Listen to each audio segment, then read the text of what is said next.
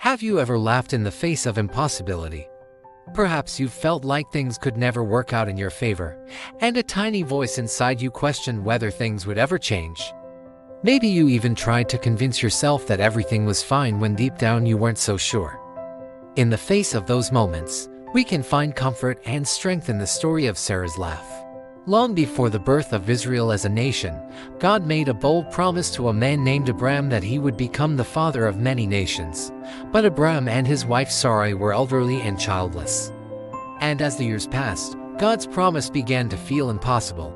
By the time we reached Genesis 18, Abram had already been renamed Abraham, and Sarai was now Sarah, both names changed by God to reflect the destiny He had planned for them. Still, they remained without a child. Abraham was 99 years old, and Sarah was 89. The idea of them having a baby seemed not only unlikely, but laughable. One day, as Abraham sat at the entrance of his tent in the heat of the day, 3 mysterious visitors appeared. He hurried to offer them hospitality, not yet realizing they were divine messengers, one of them representing the Lord Himself. As they ate, one of the visitors asked a surprising question, "Where is your wife Sarah?" Abraham replied, "In the tent."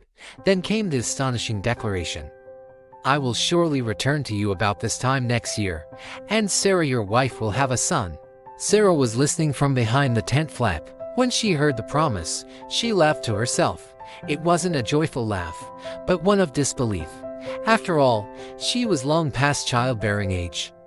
She thought, "After I am worn out and my Lord is old, will I now have this pleasure?" But the Lord heard her laugh, and He responded, "Why did Sarah laugh and say, 'Will I really have a child now that I am old?'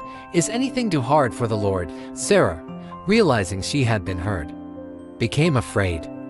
Embarrassed, perhaps even ashamed, she denied it. "I did not laugh," she said. But God replied firmly and gently, "Yes, you did laugh.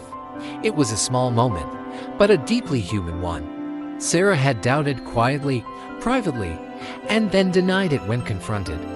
But God didn't punish her. He didn't revoke the promise. Instead, He revealed that even human doubt couldn't stop divine plans. True to His word, God gave Sarah a son, and she named him Isaac, which means he laughs. The very thing she once laughed at in disbelief became the source of laughter and joy. Her doubt was transformed into celebration, and her fear into faith. The story of Sarah's laugh is more than an anecdote. It's a reflection of our own struggles to trust when circumstances seem impossible.